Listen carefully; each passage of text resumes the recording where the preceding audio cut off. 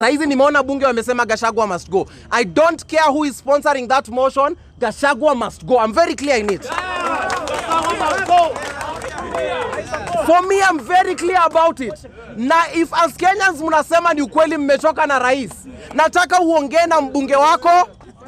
Nataka uongee na mbunge wako, uongee na nani wako, umwambie let them sponsor another motion for impeaching the president. Kwa sababu kama tukiongea hapa bunge hatuta contribute kwa hiyo. Wakenya tusitumiane. Nimechoka kutumika, sitatumika. Na kama hii ndio kitu itani cost sijui followers ama nini, I am here organizing to take political power. Haiwezi, sina uoga. Yes. Hapana, wako sawa, wako sawa. No, wako sawa. Kitu mbaya sana ni kwamba na support hiyo jamaa sana. Lakini ilinikasirisha kwamba hata kabla aseme anataka kuwa president washampea kiti. Sasa hiyo pale Boma sio vizuri. But again, you see, the guy has been working hard. The only problem with sisi ni kwamba tunaweza kuonyesha tuko pamoja. Lakini kujitoa tukaribie sasa tuende na wewe ndio ngumu. Mimi na support Morara sana kwa vitu anafanya. Hata watu wengi sana kwa serikali bado wana support kwa sababu kuna vitu tunahitaji zifanywe. Kuna labda barabara ambayo inaku affect tunahitaji haikumalizwa, inafaa imalizwe. Hiyo nimeona anasema anafanya break naenda break. Ilikuwa ni nzuri kwanza aende break kidogo. Najua kuna huyu ndugu yake mwingine anaitwa Kasmwel. Kaskazini aliona wa Kenya, nyinyi na chapa ni kama niko peke yangu. Ama nitafute unga. Mimi nafikiri aliangalia akaona hii side nakaa njaa. Na hii side kuna unga hapa. Ndio hapa watanifanyia mbaya lakini kuna unga. Lakini siwezi kusema ni that is light though. Naweza sema sometimes kila mtu ako na maono yake. Labda all through Kaskazini alikuwa anajiongelea. Unaona? Sisi tunadhani anatuongelea na kila mtu wako na right ya kujiongelea, si ndio? Labda niko anaweza kuja hapa niongelee president niseme nini muni support. Na labda mimi siwahitaji, mimi naongea yangu. Unaona? So tusimblame sana. Lakini pia najua kuna watu walikwaza sana. Kuna watu walikuwa anajua ndio kiongozi. But of course it comes with kila kitu inakuja na ubaya na uzuri wake. Labda angekwama na sisi tungekwama na yeye. Na vile nimekuambia Wakenya pia wanakasirika sana wakiona unaendelea sana. Ni kwa sababu una notice wakati huyo jamaa amesimama na sisi. Huyo jamaa amesimama na sisi, Wakenya tulikuwa sawa. Tofauti tu ni juu sasa Hatumwelewi. Unajua afadhali utokee useme nimeona hii pande iko sawa. Lakini ukinyamaza yeye anafanya tu chini ya maji. Unaona vile tulikuwa tunajua ni kama baba anaingia. Ni kama baba ni kama anaingia kwa serikali. Ni kama aingie. Watu wake wameingia lakini anasema yuko. Unaona hivyo. So Kasmwel ako hapo. Ako hapo. But again it's politics. Politics ukikaa chini uelewe politics itakuwa ngumu sana. Ni kama watu wa Kadhiani wameshindia kulia, nisimame. Kama MP nisimame nini? Kama governor MP. Kadhiani sio county. Wamelia. Kadhiani wamelia sana, simama. Lakini mimi nasema siwezi. Kwa nini? Kwa sababu ule mbunge ako hapo rafiki yangu sana. Na juzi nimemuona jana ameongea sana kuhusu hiyo impeachment. Nimemuona mpaka make sense kwangu na kwa watu ambao wa nyumbani, Kwa hivyo labda yani ni siasa. So Kadhiani mtanisamee. Najua inauma sana lakini sitaweza kusimama. Kadhiani tafadhali naomba mnisamee. Najua amulali mkisema msimama. Najua mko pale mnajiuliza huyu jamaa jameni akisimama si atabadilisha maisha yetu. Nataka niwaambie poleni sana. Lakini mkinisukuma sana. But anyway, I don't sihitaji sana sitaingia kwa siasa mimi. Mimi nafikiri si huko niko ni kuzuri sana. Na kila mtu anaweza jua path yake. Kuna watu wamezaliwa wakiwa leaders na wanaanza na vitu tofauti hadi wanaelekea kwa leadership. Lakini kuna watu wanakuwa kwa leadership kwa sababu tu ni inawezekana.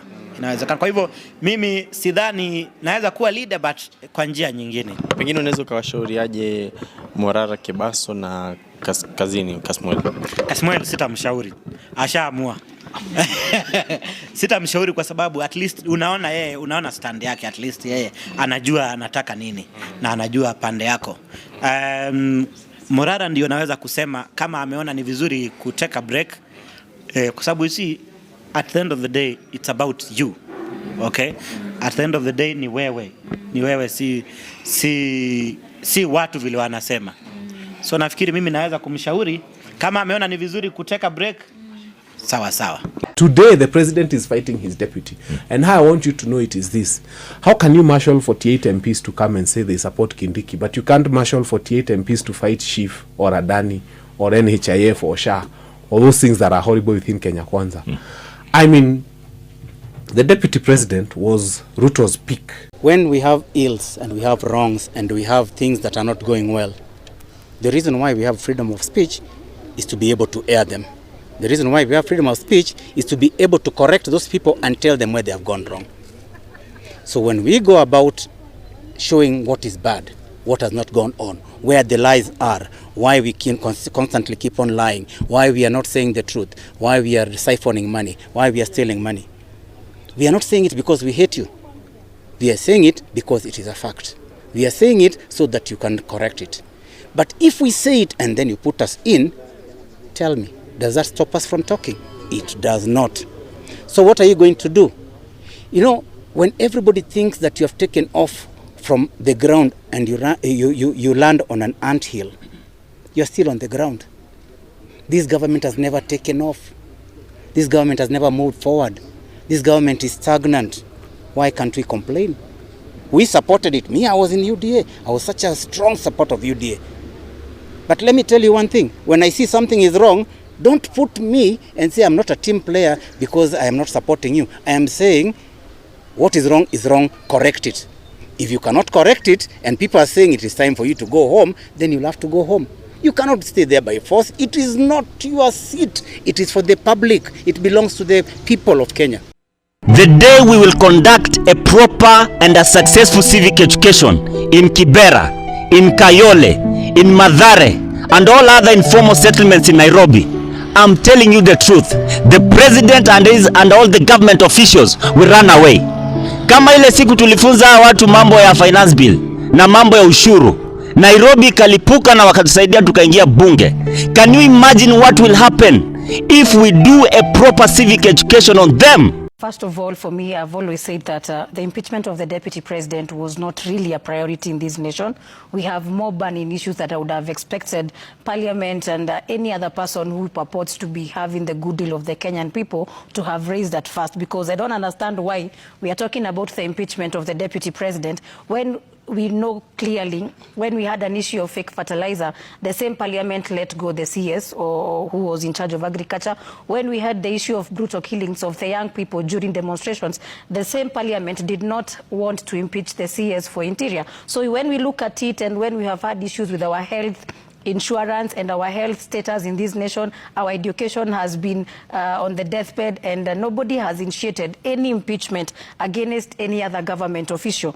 So when you tell us that let her finish. I'll give you when you tell us that the impeachment of a deputy president is a priority in this nation, it looks more of a political call, because understanding that a whole parliament sat down on a certain day to impeach the deputy president, but the same parliament was not there yesterday that we had had to adjourn the parliament because we did not have quorum, it means that these people have taken politics as a priority. And I keep asking a question. If at all these charges that the deputy president is being accused of, if at all they can substantiate them, is the whole parliament willing to also allow Kenyans grill them on the properties they have acquired over the years of them being in active leadership and active politics?